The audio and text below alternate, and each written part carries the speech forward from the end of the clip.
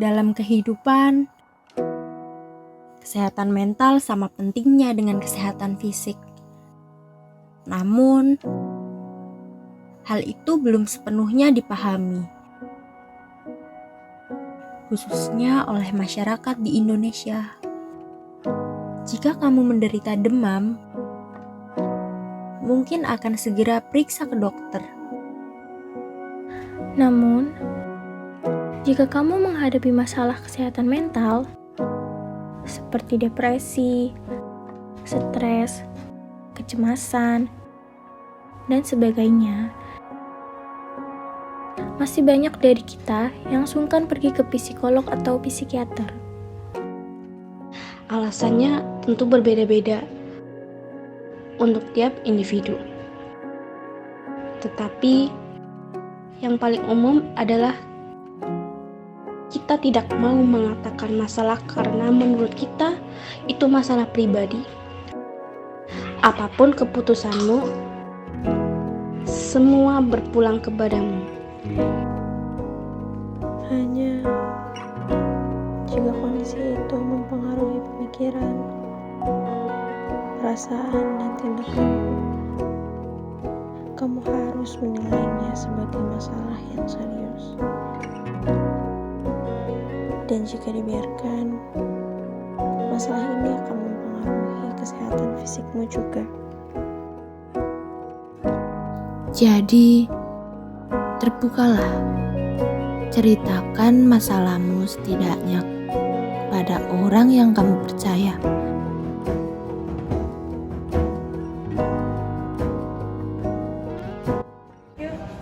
Ini bagus ya, Min?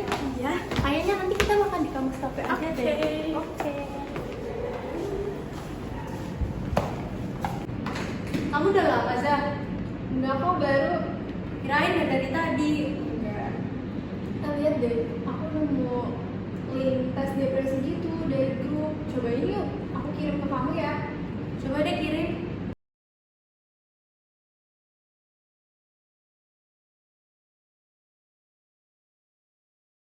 Nih, ini linknya, Zah. Iya. Emang itu beneran linknya? Kayaknya enggak deh. Oh, ini beneran, Zah? Dicoba aja, soalnya itu aku dapat dari grup temenku. Ya udah, kita coba dulu aja. Ternyata aku depresi banget.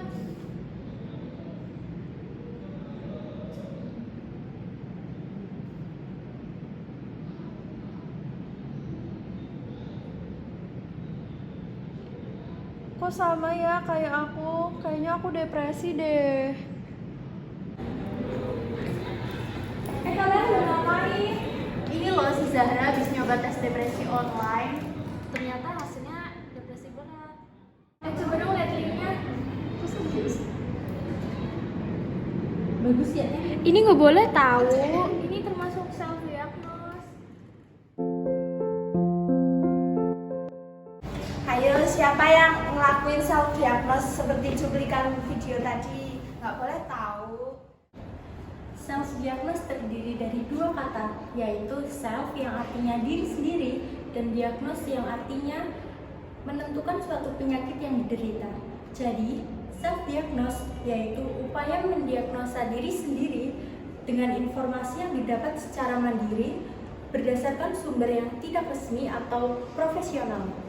Adanya internet, diagnosa mandiri biasanya dilakukan dengan mencocokkan pengalaman orang lain yang ia rasakan. Setelah adanya internet, gejala-gejala yang lebih detail yang dapat diakses dengan lebih mudah sehingga meningkatkan perilaku self-diagnose.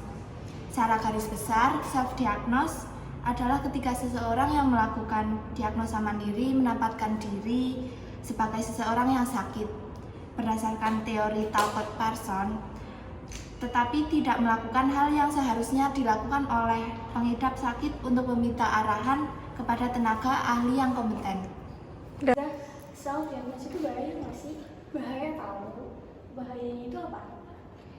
Akan ada beberapa dampak yang akan ditimbulin kalau kita tuh ngelakuin self diagnose. Yang pertama, itu bisa salah diagnosis. Kenapa sih bisa salah diagnosis?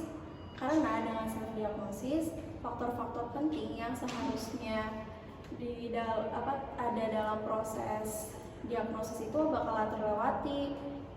Ketika kita self diagnosis, kita juga cuma mencocokkan gejala tanpa melakukan pemeriksaan lebih lanjut dengan profesional. Nah, yang kedua yaitu salah penanganan. Penetapan diagnosa yang tidak tepat kemungkinan besar akan membuat penanganan yang keliru. Yang ketiga, memicu kebingungan dan kecemasan. Selain itu, self diagnosis dapat menyebabkan seseorang mengidap hyperkondria, yaitu ketika seseorang mencari dan memperoleh informasi terlalu banyak di media sosial. Oh gitu.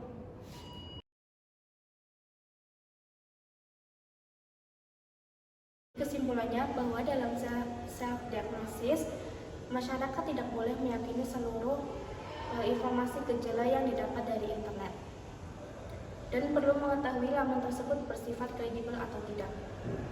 Untuk mendapatkan diagnosis dengan benar, masyarakat diharuskan pergi kepada tenaga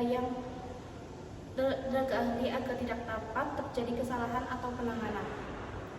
Sehingga disimpulkan bahwa ketika melakukan self-diagnosis di internet harus mengetahui sumber tersebut dapat dipercaya atau tidak, dan untuk mendapatkan diagnosis resmi diwajibkan pergi kepada tenaga yang profesional.